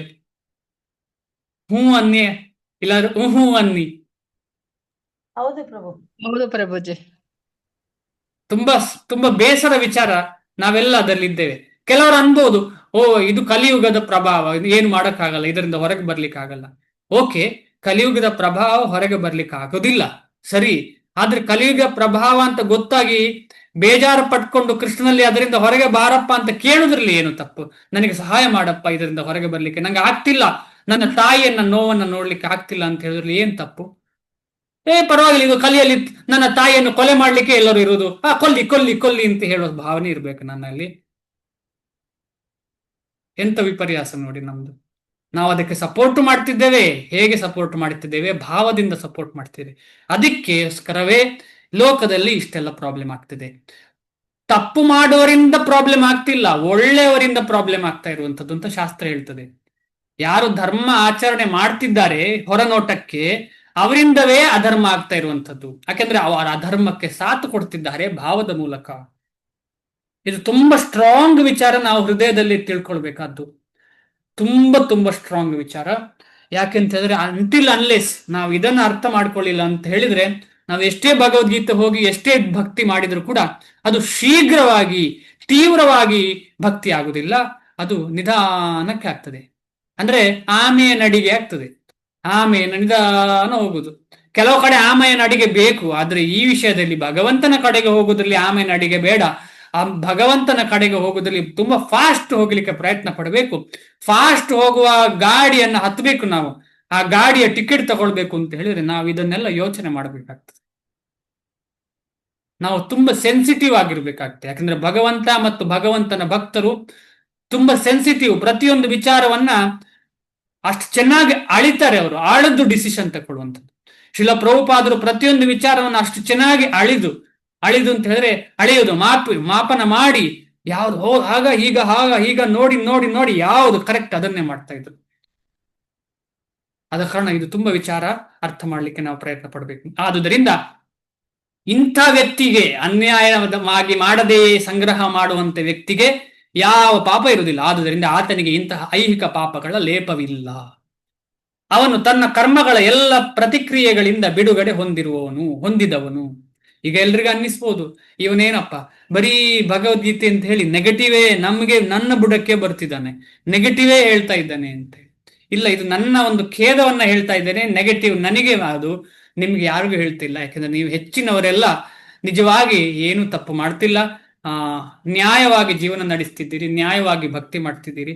ನಿಮ್ಮ ಎಲ್ಲರ ಆಶೀರ್ವಾದ ನನಗಿದ್ರೆ ನಾನು ಕೂಡ ಚೆನ್ನಾಗಿ ಭಗವಂತನ ಭಕ್ತಿ ಮಾಡಿ ಭೂಮಾತೆ ಗೋಮಾತೆ ರಕ್ಷಣೆ, ಅದೇ ರೀತಿ ಭಕ್ತರ ಸೇವೆ ಮಾಡಲಿಕ್ಕೆ ಅವಕಾಶ ಮುಂದೆ ಸಿಗಬಹುದು ಅಂತ ನಂದೊಂದು ಆಶಯ. ಅದು ಬಿಟ್ರೆ ಬೇರೆ ಯಾರಿಗೂ ಬೇಸರ ಮಾಡೋ ಉದ್ದೇಶ ನಂದಿಲ್ಲ. ಖಂಡಿತವಾಗಿ ಆ ರೀತಿ ಅರ್ಥ ಮಾಡ್ಕೊಳ್ಬೇಡಿ. ಯಾಕೆಂತ ಹೇಳಿದ್ರೆ ನಾವೆಲ್ಲ ಈಗ ತಾನೇ ಭಕ್ತಿಯನ್ನು ಶುರು ಮಾಡಿದವರು. ಒಂದೇ ದಿನಕ್ಕೆ ಎಲ್ಲ ಪರಿವರ್ತನೆ ಆಗ್ಲಿಕ್ಕೆ ಸಾಧ್ಯ ಇಲ್ಲ. ನಾವು ಭಕ್ತಿಯಲ್ಲಿ ಮುಖ್ಯವಾದಂತಹ ಹರೇ ಕೃಷ್ಣ ಮಹಾಮಂತ್ರವನ್ನು ತಗೊಳ್ತಾ ನಿಧಾನವಾಗಿ ಶುದ್ಧಿ ಆಗ್ತಾ ಈ ತರ ವಿಚಾರಗಳೆಲ್ಲ ನಮ್ಗೆ ಸೆನ್ಸಿಟಿವ್ ಅಂತ ಅನ್ನಿಸ್ತದೆ. ಆಗ ಅದನ್ನ ಅಡ್ರೆಸ್ ಮಾಡೋದ್ರಲ್ಲಿ ಏನು ತಪ್ಪಿಲ್ಲ. ಅದನ್ನು ಇಗ್ನೋರ್ ಮಾಡೋಕ್ಕಿಂತ ಅದನ್ನು ಅಡ್ರೆಸ್ ಮಾಡಬೇಕು. ಇಗ್ನೋರ್ ಮಾಡೋದು ನನಗೆ ದ್ವಂದ್ವತೀತನಾಗಿದ್ದೇನೆ ಅಂತ ಹೇಳೋ ಸ್ವಭಾವ ನಮಗಿರಬಾರ್ದು. ಯಾಕೆಂತ ಹೇಳಿದ್ರೆ ಆಗ ನಾವು ಆಸುರಿ ಪ್ರವೃತ್ತಿ ಆಗ್ತೇವೆ. ಶ್ಲೋಕ 22. ಯದೃಚ್ಛಾ ಲಾಭ ಸಂತುಷ್ಟೋ ದ್ವಂದ್ವಾತೀತೋ ವಿಮತ್ಸರಃ ಸಮಸಿದ್ಧೌ ಅಸಿದ್ಧೌ ಚ ಕೃತ್ವಾಪಿ ನ ನಿಬಧ್ಯತೆ. ಇದು ಅದ್ಭುತವಾದ ಶ್ಲೋಕ. ತಾನಾಗಿ ಬಂದುದರಲ್ಲಿ ತೃಪ್ತಿ ಇರುವವನು. ಯದ್ ಯದ್ ಇಚ್ಛೆಯ ಅದರಷ್ಟಕ್ಕೆ ಬರುವುದು. ಅದರಷ್ಟಕ್ಕೆ ಬರುವುದು ಅಂತ ಹೇಳಿದ್ರೆ ಏನು? ಭಗವಂತನಿಂದಲೇ ಬರುವುದು ಅಂತ ಅರ್ಥ. ನೇರ ಭಗವಂತನಿಂದಲೇ ಬರುವಂಥದ್ದು. ದ್ವಂದ್ವ ಅತೀತನು, ದ್ವಂದ್ವದಿಂದ ಮೇಲೆ ಹೋದವನು, ದ್ವಂದ್ವದಿಂದ ತೊಂದರೆಗೆ ಒಳಪಾಡದವನು, ದ್ವಂದ್ವಕ್ಕೆ ಡಿಸ್ಟರ್ಬ್ ಆಗದವನು, ಅಸೂಯೆ ಇಲ್ಲದವನು, ಗೆಲುವು ಸೋಲುಗಳಲ್ಲಿ ಒಂದೇ ರೀತಿ ಇರುವವನು ಆದ ಮನುಷ್ಯನು ಕೆಲಸ ಮಾಡಿದರೂ ಬಂಧನಕ್ಕೆ ಸಿಲುಕುವುದಿಲ್ಲ. ಇದನ್ನು ಓದುವಾಗ ಯಾರಿಗಾದ್ರೂ ಯಾರಾದ್ರೂ ಓದಿದ್ದೀರಾ? ಕುಂಡಲಿ ನಿಮ್ಮದು? ಕುಂಡಲಿ ಓದಿದ್ದೀರಾ? ಕುಂಡಲಿ ಅಂದ್ರೆ ಜಾತಕ ಓದಿದ್ದೀರಾ ಯಾರಾದ್ರೂ? ಅವರವರ ಜಾತಕ, ಹಿಂದಿನ ಕಾಲದಲ್ಲಿ ಜಾತಕ ಕನ್ನಡದಲ್ಲಿ ಬರೆದವರು ಯಾರಿಗಾದ್ರೂ ಜಾತಕ ಓದಿದ್ದು ನೆನಪಿದೆಯಾ? ಜಾತಕ ಅರ್ಥನೇ ಆಗುದಿಲ್ಲ ಪ್ರಭು, ಓದಿದ್ರು ನಮ್ಗೆ ಅರ್ಥ ಆಗುದಿಲ್ಲ ಅದು. ಅಲ್ಲ, ಅದು ಕರೆಕ್ಟ್. ಲಾಸ್ಟಿಗೆ ಬರೆದಿರ್ತಾರೆ ಫಲ, ಇವನು ಹೇಗಿರ್ತಾನೆ ಮುಂದೆ ಹೋಗ್ತಾ ಎಲ್ಲ ಹೇಳ್ತಾರೆ. ಆಗ ಹೀಗೆ ಇವನು ಅಸೂಯೆ ಇಲ್ಲದವನು, ಇವನು ಅಪ್ಪ ಅಮ್ಮನನ್ನು ಚೆನ್ನಾಗಿ ನೋಡಿಕೊಳ್ಳುವವನು, ಈ ರೀತಿಯಲ್ಲಿ ಬರೆದಿರ್ತಾರೆ. ನೀವು ಓದಿದ್ರೆ, ಈಗಿನ ನನ್ಗೆ ಗೊತ್ತಿಲ್ಲ, ನನ್ನ ಜಾತಕದಲ್ಲಿ ಹಾಗೆಲ್ಲ ಬರೆದಿತ್ತು. ಅದರಲ್ಲಿ ಒಂದು ಸಹ ನಡೀತಾ ಇಲ್ಲ. ನಾನು ತದ್ವಿರುದ್ಧ ಅದಕ್ಕೆ. ತಾನಾಗಿ ಬಂದುದರಲ್ಲಿ ತೃಪ್ತಿ ಇರುವವನು ಅಲ್ಲ, ದ್ವಂದ್ವಾತೀತನು ಅಲ್ಲ, ಅಸೂಯೆ ಇಲ್ಲದವನು ಅಲ್ಲ, ಗೆಲುವು ಸೋಲುಗಳಲ್ಲಿ ಸೋಲೇ ಆಗುವವನು, ಗೆಲುವು ಸೋಲುಗಳಲ್ಲಿ ಒಂದೇ ರೀತಿ ಇರುವವನು ಆದ ಮನುಷ್ಯನು ಕೆಲಸ ಮಾಡಿದರೂ ಬಂಧನಕ್ಕೆ ಸಿಲುಕುವುದಿಲ್ಲ. ಸ್ವಲ್ಪ ನಾನು ಡಿವೇಟ್ ಆಗಿದ್ದೇನೆ. ಈಗ ಸದ್ಯಕ್ಕೆ ವಾಪಸ್ ಇಲ್ಲಿ ಬನ್ನಿ. ಅನುವಾದ. ಭಾವಾರ್ಥ: ಕೃಷ್ಣ ಪ್ರಜ್ಞೆ ಇರುವ ಮನುಷ್ಯನು ತನ್ನ ದೇಹ ರಕ್ಷಣೆಗೂ ಹೆಚ್ಚು ಪ್ರಯತ್ನವನ್ನು ಮಾಡುವುದಿಲ್ಲ. ತಾನಾಗಿ ಬಂದದರಲ್ಲಿ ತೃಪ್ತಿ ಪಟ್ಟುಕೊಳ್ಳುತ್ತಾನೆ. ಆತನು ಬೇಡುವುದಿಲ್ಲ, ಸಾಲವನ್ನೂ ಮಾಡುವುದಿಲ್ಲ, ತನ್ನಿಂದಾದಷ್ಟು ಶ್ರಮವಟ್ಟು ಕೆಲಸ ಮಾಡುತ್ತಾನೆ. ಕೆಲಸ ಮಾಡುವುದಿಲ್ಲ ಅಂತಲ್ಲ, ತನ್ನಿಂದ ಆದಷ್ಟು ದೇಹ ನಿರ್ವಹಣೆಗೆ ಎಷ್ಟು ಬೇಕು ಅಷ್ಟನ್ನ ಶ್ರಮಪಟ್ಟು ಕೆಲಸ ಮಾಡುತ್ತಾನೆ. ತನ್ನ ಪ್ರಾಮಾಣಿಕ ಶ್ರಮದಿಂದ ಎಷ್ಟು ಬಂದರೆ ಅಷ್ಟರಲ್ಲೇ ತೃಪ್ತಿ. ಆದುದರಿಂದ ತನ್ನ ಜೀವನ ನಿರ್ವಹಣೆಯಲ್ಲಿ ಆತನು ಸ್ವತಂತ್ರನು. ಕೃಷ್ಣ ಪ್ರಜ್ಞೆಯಲ್ಲಿನ ತನ್ನ ಸ್ವಂತ ಸೇವೆಗೆ ಬೇರೆ ಯಾರ ಸೇವೆಯೂ ಅಡ್ಡ ಬರಲು ಆತನು ಅವಕಾಶ ಕೊಡುವುದಿಲ್ಲ. ಇದು ಇಂಪಾರ್ಟೆಂಟ್. ಆಗ ಮಾತಾಡಿದ್ದೇವಲ್ಲ ನಾವು, ಯಾರ್ದೋ ಅಂಡರ್ ಕಂಟ್ರೋಲ್ ಬರಬಾರ್ದು, ನಾವು ನೇರ ಕೃಷ್ಣನ ಅಂಡರ್ ಕಂಟ್ರೋಲ್ ಇರಬೇಕು. ಆದರೆ ಭಗವಂತನ ಸೇವೆಗಾಗಿ ಆತನು ಐಹಿಕ ಜಗತ್ತಿನ ದ್ವಂದ್ವದಿಂದ ವಿಚಲಿತನಾಗದೆ ಯಾವ ಬಗೆಯ ಕರ್ಮದಲ್ಲಿ ಆದರೂ ಭಾಗವಹಿಸಬಲ್ಲ. ಈಗ ಭಗವಂತನ ಭಕ್ತರು ಯಾವ ಕೆಲಸ ಕೂಡ ಮಾಡಬಹುದು. ಅವರು ದೇವಸ್ಥಾನ ಕೂಡಿಸಬಹುದು, ಆಗ ಅವನು ಶೂದ್ರ ಆಗುದಿಲ್ಲ. ಅಥವಾ ದೇವಸ್ಥಾನದಲ್ಲಿ ಮ್ಯಾನೇಜ್ಮೆಂಟ್ ಮಾಡಬಹುದು, ಆಗ ಅವನು ಕ್ಷತ್ರಿಯ ಆಗುದಿಲ್ಲ. ಅವ ಭಕ್ತ ಅಷ್ಟೇ. ಅವನು ಯಾವತ್ತೂ ಭಕ್ತ, ಯಾವುದೇ ಕೆಲಸ ಮಾಡಿದ್ರು ಕೂಡ. ಆದರೆ ಭಗವಂತನ ಸೇವೆಗಾಗಿ ಆತನು ಐಹಿಕ ಜಗತ್ತಿನ ದ್ವಂದ್ವದಿಂದ ವಿಚಲಿತನಾಗದೆ ಯಾವ ಬಗೆಯ ಕರ್ಮದಲ್ಲಿ ಆದರೂ ಭಾಗವಹಿಸಬಲ್ಲ. ಐಹಿಕ ಜಗತ್ತಿನ ದ್ವಂದ್ವವು ಶಾಖ ಮತ್ತು ತಂಪು, ದುಃಖ ಮತ್ತು ಸುಖ ಹೀಗೆ ಅನುಭವವಾಗುತ್ತದೆ. ಇದೇನು ಭಕ್ತರಿಗೆ ಬಿಸಿ ಆಗುದಿಲ್ವಾ? ಸೆಕೆ ಆಗುದಿಲ್ವಾ? ಬೆವರು ಹಿಡಿಯುವುದಿಲ್ವಾ? ನಾವಿಲ್ಲಿ ಕುಳಿತಾ ಇರುವಾಗಲೇ ಬೆವರು ಹಿಡಿತಾ ಉಂಟು ಬೆಂಗಳೂರೇ. ಈಗ ಭಕ್ತರಿಗೆ ಬೆವರಾಗುದಿಲ್ವಾ? ಅಥವಾ ಭಕ್ತರಿಗೆ ಚಳಿಗಾಲದಲ್ಲಿ ಚಳಿ ಆಗುದಿಲ್ವಾ? ಏನ್ ಕತೆ ಇದು?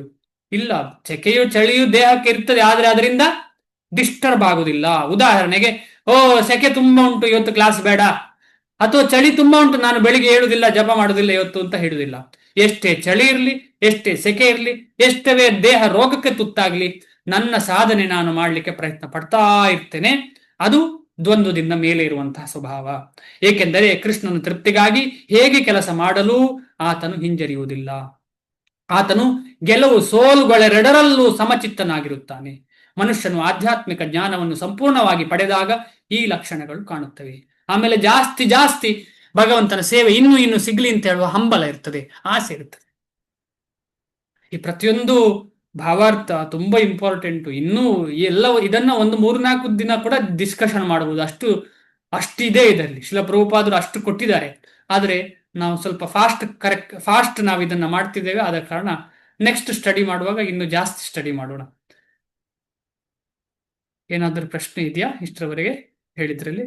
ಅಥವಾ ನಾನು ಹೇಳಿದ್ರಲ್ಲಿ ಏನಾದರೂ ತೊಡಕುಗಳು, ತೊಂದರೆ ಇದ್ದರೆ ಹೇಳಿ, ಅಥವಾ ತಪ್ಪಾಗಿದ್ರೆ ದಯವಿಟ್ಟು ಹೇಳಿ, ಅದನ್ನು ಸರಿ ಮಾಡೋಣ. ಹರೇ ಕೃಷ್ಣ.